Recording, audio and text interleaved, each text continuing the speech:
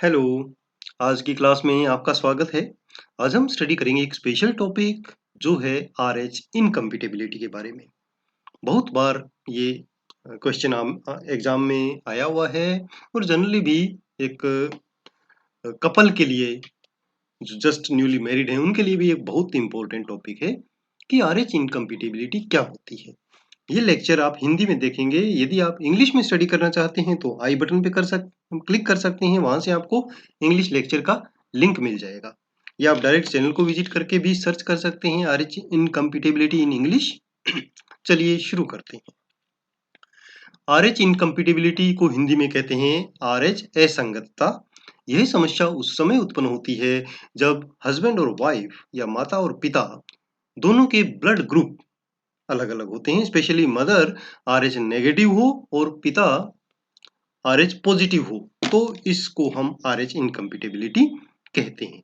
और इस RH incompatibility या असंगतता के कारण एचडीएन नाम की समस्या होती है जिसे हम हीमोलाइटिक डिजीज डिसऑर्डर या डिजीज ऑफ न्यूबॉर्न कहते हैं। नवजात शिशु के लिए वो हीमोलाइटिक रोग, क्योंकि उसमें बच्चे की आरबीसी डिस्ट्रॉय हो जाती है। एचडीएन नवजात शिशुओं के लिए बहुत ही एक जानलेवा कंडीशन है। पहली गर्भावस्था या पहले गर्भपात के बाद ही आरएच असंगति का परिणाम एचडीएन में होता है। पहले बच्चे में इसका कोई असर नहीं देखा जाता है। अब ये होता कैसे है, इसको हम डिटेल में जानेंगे। आरएच असंगति जो है या इनकम्पैटिबिलिटी है वो पहली गर्भावस्था के दौरान शुरू होती है, उस समय जब बच्चा आरएच पॉजिटिव हो। अगर पहला बच्चा आरएच नेगेटिव है तो नहीं होगी। अगले जो प्रेगनेंसी है वो भी सही होगी, सफल होगी। बट यदि पहला बच्चा जो भ्रूण है पेट में है वो यदि आरएच पॉजिटिव है तो ये समस्या उत्पन्न होती है। अब आरएच पॉजिटिव बच्चे होने के चांसेस 50% होते हैं। जैसे अगर मान लो मदर नेगेटिव है आरएच और फादर आरएच पॉजिटिव है तो 50% उनके बच्चे आरएच पॉजिटिव होंगे, और जब आरएच पॉजिटिव होंगे तब ये समस्या उत्पन्न होगी। अगर बच्चा आरएच नेगेटिव है तो कोई प्रॉब्लम नहीं है, पॉजिटिव है तो शुरू होती है प्रॉब्लम। उसमें क्या होता है अभी आपको हम बताएंगे डिटेल में।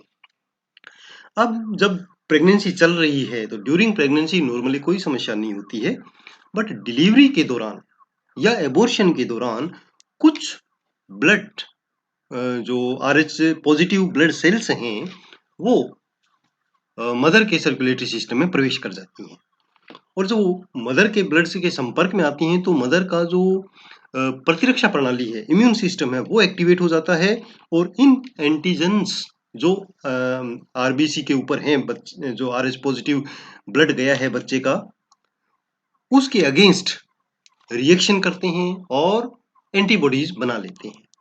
अब एंटीबॉडीज कहाँ बन गई? मदर के ब्लड में। बट यहाँ भी अभी कोई प्रॉब्लम नहीं है, अभी डिलीवरी सेफ हो जाएगी और मदर को भी वो कोई भी प्रॉब्लम नहीं करेंगे जो एंटीबॉडी बने हुए हैं।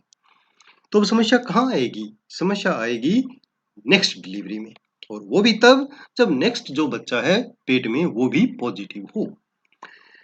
अब यदि वो बच्चा पॉजिटिव है और मदर के अंदर ऑलरेडी एंटीबॉडीज बने हुए हैं आरएच जो पॉजिटिव एंटीजन है उनके अगेंस्ट, तो प्लेसेंटा का जो बैरियर है उसको ये एंटीबॉडी क्रॉस कर जाएंगे और बच्चे को भ्रूण में जाकर उसको जो आरबीसी जो इसकी आरएच पॉजिटिव हैं उनको डिस्ट्रॉय कर देंगे। तो वहां पर अल्टीमेटली बच्चे की डेथ भी हो सकती है और बहुत सी कॉम्प्लिकेशंस उसमें देखी जाती है। तो वो कॉम्प्लिकेशंस क्या क्या हो सकती हैं वो हम क्लिनिकल मैनिफेस्टेशन में देखेंगे। ये जो प्रॉब्लम उत्पन्न होती है उसे हम एचडीएन कहेंगे, हीमोलाइटिक डिसऑर्डर ऑफ फीटस भी हो सकता है और न्यूबॉर्न का भी कह सकते हैं, ये बच्चा डिलीवर प्रॉपरली हो जाता है। तो अगर गर्भपात होगा तो भ्रूण की समस्या कहलाएगी, अदरवाइज न्यूबॉर्न की समस्या हो जाएगी। तो इसमें प्रॉब्लम क्या होंगी? एक तो जो हीमोलाइसिस हुआ है यानी आरबीसी नष्ट हो रही हैं तो एनीमिया हो जाएगा, सीवियर जॉन्डिस होगा और इवन डेथ भी हो सकती है। काफी चांसेस होते हैं डेथ होने के।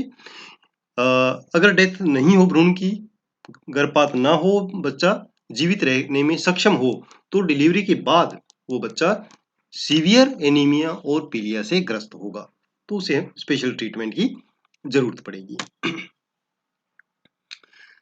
ये इसलिए हम कह सकते हैं कि यदि बार-बार भ्रूण गर्भपात हो रहा है मदर को, तो RH इनकम्पैटिबिलिटी का चांसेस हो सकते हैं। तो उसके ऊपर आप डिटेल में जा सकते हैं कि ये कारण ये भी है, पता लगा सकते हैं आप।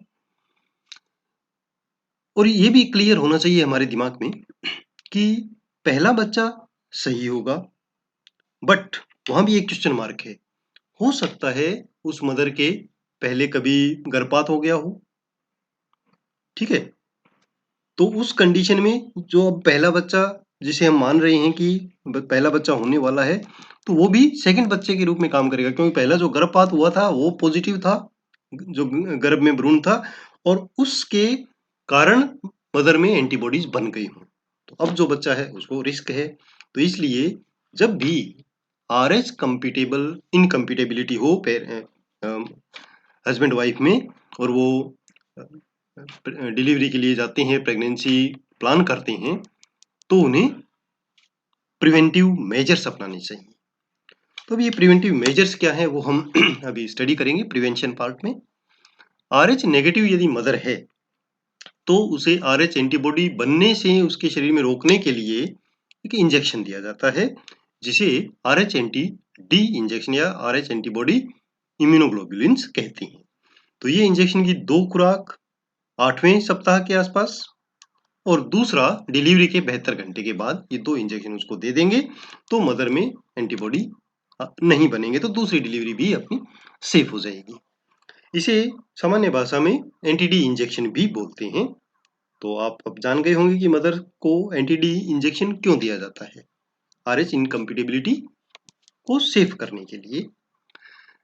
यह इंजेक्शन RH नेगेटिव मदर की पहली गर्भावस्था के दौरान, या अगर मान लो गर्भपात हुआ है तो उसके भी 72 घंटे बाद दे दिया जाना चाहिए, 72 घंटे के अंदर अंदर दे दिया जाना चाहिए। RH इम्यूनोग्लोबुलिन शिशुओं में RH एंटीजन का जो है, वो जब मदर के ब्लड में जाता है और वहाँ एंटीबॉडी बनने लगते हैं, तो उसको रोक देता है। कैसे रोक देता है कि जो ये एंटी डी इंजेक्शन है, ये उन एंटीजन के साथ बाइंड कर लेता है, और मदर का जो इम्यून सिस्टम है वो एंटीबॉडीज नहीं बना पाता। ये एक सिंपल सा प्रोसेस है इस इंजेक्शन का बेनिफिट। तो ऐसे ही उपयोगी वीडियोस देखने के लिए आप चैनल को सब्सक्राइब कर सकते हैं, फेसबुक पेज लाइक कर सकते हैं, और अगर आपको नोट्स बनाने हैं तो विजिट करना ना भूलें mynursingstudents.blogspot.com। वहाँ पर आपको सारे टॉपिक्स मिलेंगे। आप एक सर्च बॉक्स है, वहाँ पर आप अपना टॉपिक डालें, सर्च करें, और आपको सर्च मिलेगा हिंदी या इंग्लिश, जिस भी लैंग्वेज में आप देखना चाहते हैं। फॉलो कर सकते हैं मुझे ट्विटर पर, इंस्टाग्राम पर, और Facebook group nursing notes join कर सकते हैं। धन्यवाद। आपका दिन शुभ हो।